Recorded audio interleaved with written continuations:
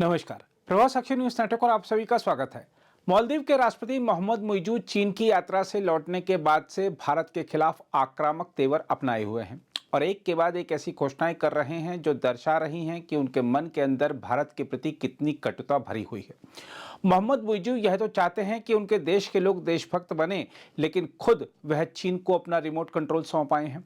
हालांकि राजधानी माले की जनता ने मेयर चुनाव में राष्ट्रपति को सीधा संदेश दे दिया है कि वह भारत विरोध के पथ पर आगे नहीं बढ़ें, लेकिन मुइज़ू तो अपना ईमान बीजिंग को जैसे बेच आए हैं। तानाशाह शी जिनपिंग से मुलाकात करने के बाद मुइज़ू ऐसा प्रभावित हुए हैं कि अब उन्होंने वैसा ही रुख अपने देश में अपनाने का निर्णय ले लिया है। इसके लिए मालदीव की सरकार कई बड़े कदम उठाने जा रही है। इसके तहत मुइज़ू सरकार ने आगामी नए शैक्षणिक वर्ष से स्कूली पाठ्यक्रमों में राष्ट्रवाद को एक अलग विषय के रूप में शामिल करने की घोषणा की है। चीन की यात्रा से लौटने के बाद राष्ट्रपति मोहम्मद मुइज़ू ने अपने मंत्रिमंडल की जो पहली बैठक की, उसमें यह महत्वपूर्ण फैसला लिया गया। मंत्रिमंडल के फैसले की जानकारी देते हुए राष्ट्रपति के प्रधान सचिव अब्दुल्ला नाजिम इब्राहिम ने कहा कि यह निर्णय युवा पीढ़ी के बीच राष्ट्रवाद के सिद्धांतों और मूल्यों के प्रति सम्मान को बढ़ावा देने के लिए किया गया है।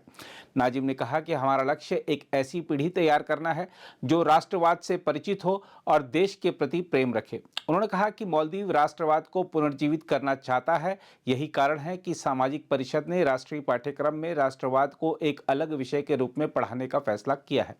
नाजिम ने कहा कि मुइज़ू सरकार स्कूलों में राष्ट्रवाद को पाठ्यक्रम में शामिल करने के लिए सभी आवश्यक तैयारियां तेजी के साथ करेगी। उन्होंने कहा कि शिक्षा मंत्रालय को इस संबंध में काम शुरू करने का निर्देश दिया गया है।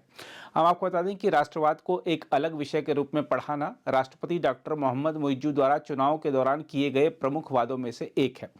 मुइज़ू ने चुनाव के समय कहा था कि राष्ट्रवाद विषय को शुरू करके सरकार बच्चों को अनुशासन सिखाएगी। इसके लिए सरकार ने शैक्षणिक वर्ष की तारीखों में बदलाव करने का फैसला भी किया है, जिसके मुताबिक चालू शैक्षणिक वर्ष अप्रैल में समाप्त होगा। नया शैक्षणिक वर्ष 26 मई से शुरू होगा। सरकार ने तारीखों में बदलाव इसलिए किया है ताकि उसे नया पाठ्यक्रम शुरू करने के लिए तैयारियां करने के लिए कुछ और वक्त मिल जाए। हम आपको यह भी बता दें कि मुइज़ू चीन से जो निर्देश लेकर आए हैं, उसे अमली जामा पहनाने के लिए वह मालदीव की संसद में कुछ बड़ी घोषणाएं भी कर सकते हैं। इस वर्ष संसद के पहले सत्र की उद्घाटन बैठक 5 फरवरी को होगी। मालदीव के संसद सचिवालय के मुताबिक स्पीकर मोहम्मद असलम ने इस साल के पहले सत्र की उद्घाटन बैठक 5 फरवरी को सुबह 9 बजे से तय की है। राष्ट्रपति डॉक्टर मोहम्मद मुइज़ू, जिन्होंने पिछले साल 17 नवंबर को शपथ ली थी, उन्हें संसद की उद्घाटन बैठक में अपना पहला राष्ट्रपति भाषण देना होगा। माना जा रहा है कि इस उद्घाटन भाषण में कई बड़ी घोषणाएं होंगी। आपको बता दें कि सरकार को कामकाज संभाले हुए 2 महीने से ज्यादा हो गए हैं, मगर संसद ने अभी तक कैबिनेट को मंजूरी नहीं दी है। देखना होगा कि संसद क्या उन 3 मंत्रियों को निलंबन वापस लेती है जिनको भारतीय प्रधानमंत्री नरेंद्र मोदी पर अमर्यादित टिप्पणी करने के चलते निलंबित किया गया था। जहां तक मुइज़ू को बीजिंग से लौटते ही लगे चुनावी झटके की बात है, तो आपको बता दें कि माले के मेयर चुनाव में जनता ने सत्तारूढ़ पार्टी को हरा दिया है।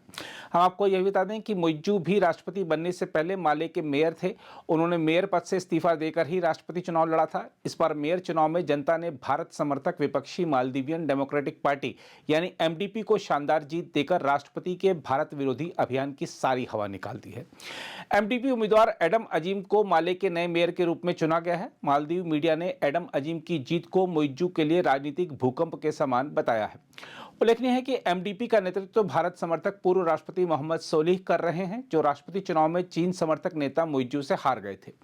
मेयर चुनाव की जीत से एमडीपी की राजनीतिक किस्मत फिर से चमकने की उम्मीद है, क्योंकि संसद में अब भी उसके पास अच्छी खासी संख्या में सीटें हैं। जहां तक मुइज़ू की ओर से भारत विरोधी अभियान को हवा देने की बात है, तो निश्चित रूप से बीजिंग से लौटते ही वह पहले से ज्यादा आक्रामक दिख रहे हैं। पहले उन्होंने भारत के साथ हालिया विवादों के बारे में पूछे जाने पर कहा कि हम छोटे देश हो सकते हैं, लेकिन इससे आपको हमें धमकाने का लाइसेंस नहीं मिल जाता। उसके ठीक बाद उन्होंने भारत से कहा कि वह उनके देश में तैनात अपने सैन्य कर्मियों को 15 मार्च तक हटा ले। माले की ओर से भारतीय सैनिकों को हटाने की मांग किए जाने के करीब 2 महीने बाद राष्ट्रपति ने यह समय सीमा तय की है। नवीनतम सरकारी आंकड़ों के अनुसार मालदीव में 88 भारतीय सैन्यकर्मी हैं। हम आपको बता दें कि मालदीव और भारत ने सैनिकों की वापसी पर बातचीत के लिए एक उच्च स्तरीय कोर समूह का गठन किया है।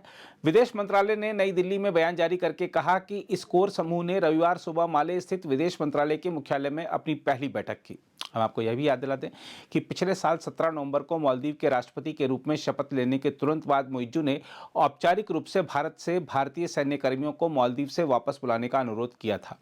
उन्होंने कहा था कि मालदीव के लोगों ने उन्हें नई दिल्ली से यह अनुरोध करने के लिए मजबूत जनादेश दिया है। इसके साथ ही माले अब नई दिल्ली के साथ 100 से अधिक द्विपक्षीय समझौतों की भी समीक्षा कर रहा है। साथ ही मुइज्जू ने भारत पर मालदीव की निर्भरता को कम करने की योजनाओं की भी घोषणा की है, जिसमें अन्य देशों से आवश्यक खाद्य वस्तुओं, दवाओं और उपभोग की अन्य सामग्रियों का आयात सुनिश्चित करना शामिल है। बहरहाल चीन से निकटता बढ़ा रहे मालदीव को लेकर भारत पूरी तरह सतर्क रुख अपनाए हुए है।